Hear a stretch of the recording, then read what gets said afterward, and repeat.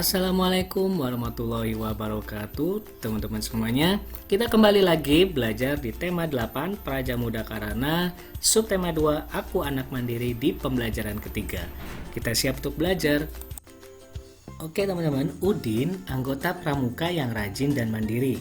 Udin selalu merapikan kamar tidur sendiri. Udin mengerjakan pekerjaan rumah secara mandiri. Udin juga menyiapkan peralatan sekolah secara mandiri. Udin juga rajin membantu orang tua.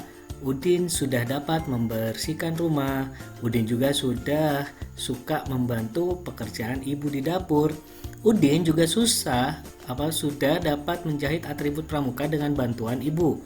Udin cakap dan mandiri melakukan berbagai kegiatan. Nah, Udin mendapat tanda khusus karena cakap dalam berbagai bidang. Tanda kecakapan khusus merupakan salah satu tanda pengenal pramuka. Selain tanda khusus, ada juga tanda umum. Tanda umum digunakan untuk seluruh anggota pramuka.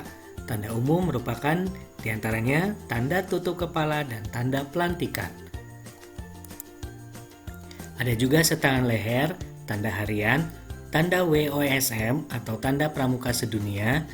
Ada berbagai macam tanda kecakapan khusus atau TKK.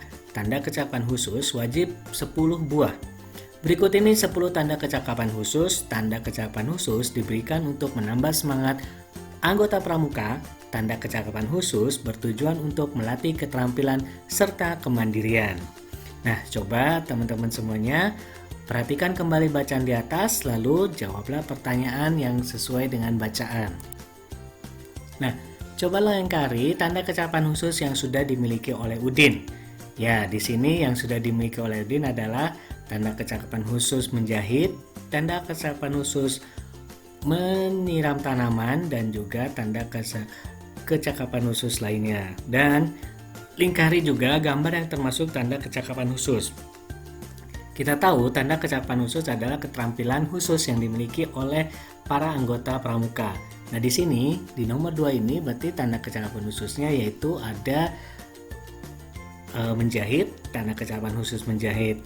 Nah, sedangkan tanda khusus kecakapan umum yaitu yang biasa dimiliki oleh seluruh anggota pramuka yaitu tanda kecakapan khusus pelantikan. Nah, teman-teman, di sini ada 10 tanda kecakapan khusus. Di antaranya ada P3K, pengatur ruangan, pengamat, juru masak, berkemah, menabung, menjahit, juru kebun, pengaman kampung, dan gerak jalan.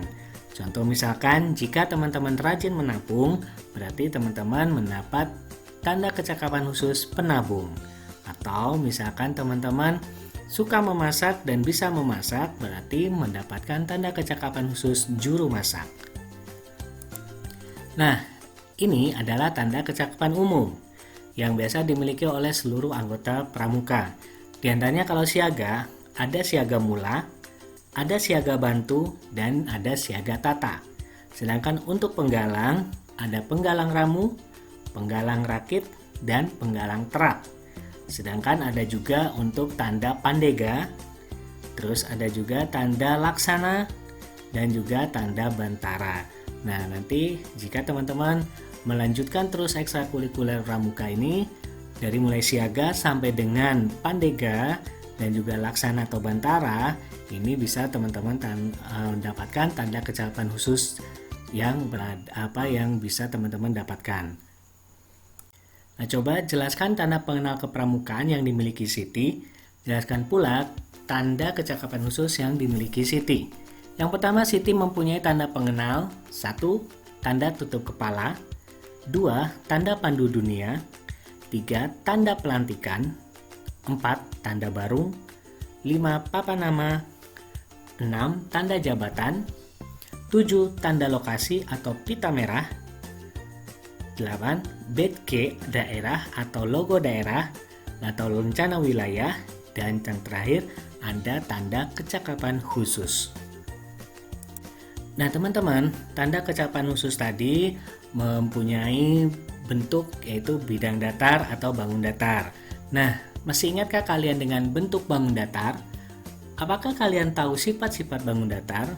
Nah, coba perhatikan gambar persegi berikut. Ada 3 persegi dengan masing-masing ukuran yang berbeda. Persegi yang pertama berukuran kecil, persegi yang kedua berukuran sedang, dan persegi yang ketiga berukuran sangat besar. Nah, teman-teman bisa melihat dari bentuk persegi dari besar dan kecilnya persegi tersebut. Nah, nanti kita akan belajar mengenai mengetahui sifat persegi. Coba teman-teman ukur persegi tadi, misalkan dari yang persegi yang pertama.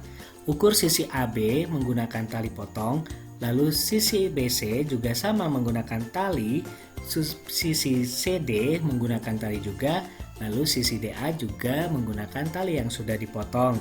Lalu kita akan mengukur berapa sisinya, apakah sama atau tidak.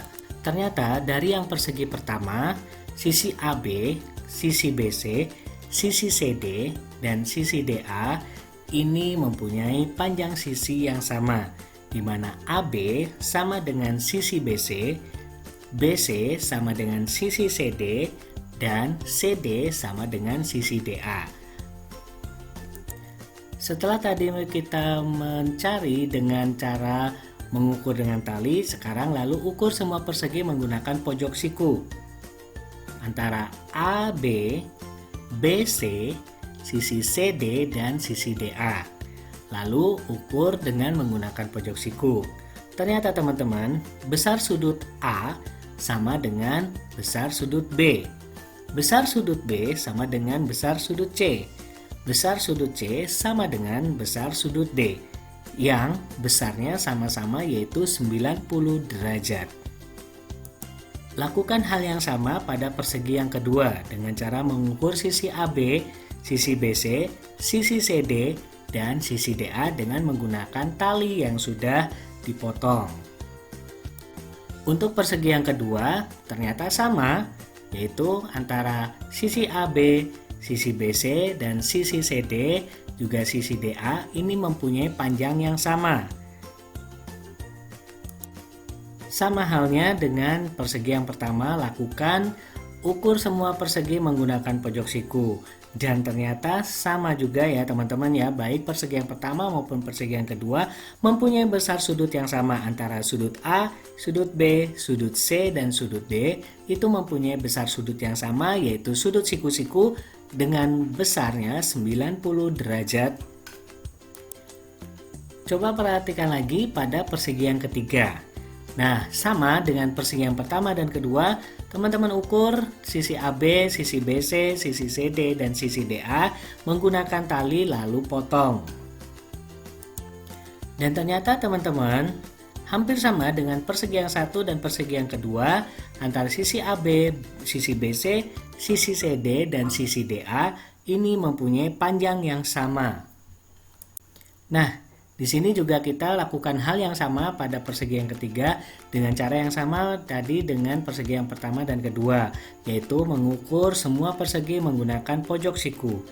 Dan juga hasilnya tetap sama dengan persegi yang pertama dan kedua, di mana besar sudut A sama dengan sudut B, besar sudut B sama dengan besar sudut C, besar sudut C sama dengan besar sudut D yang mempunyai besar yang sama yaitu 90 derajat. Coba perhatikan 3 persegi yang ada. Di sini ada persegi pertama, persegi kedua, dan persegi tiga. Apakah persegi merupakan segi 4? Ya, persegi adalah bangun segi 4. Bagaimana ukuran panjang sisi-sisinya? Panjang sisinya sama persegi, panjang sisi persegi sama panjang. Jadi teman-teman, ini antara sisi satu dengan sisi yang lainnya itu mempunyai panjang yang sama untuk sebuah persegi. Bagaimana besar ukuran sudutnya? Nah, di sini ukuran sudut persegi juga sama besar. Jadi keempat sudutnya mempunyai besar yang sama. Buatlah kesimpulan sifat persegi dari keempat tersebut.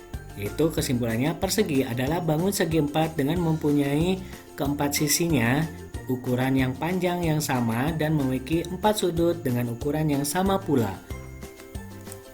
Nah, itu tadi penjelasan mengenai segi 4 atau persegi, di mana keempat sisinya mempunyai panjang yang sama dan mempunyai sudut yang sama besar.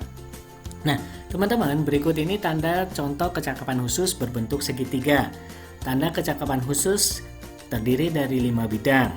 Setiap bidang memiliki warna khusus, yaitu bidang agama berwarna dasar kuning, bidang patriotisme dan seni budaya berwarna dasar merah, bidang ketangkasan dan kesehatan berwarna dasar putih, bidang keterampilan dan teknik pembangunan berwarna dasar hijau, bidang sosial berwarna biru.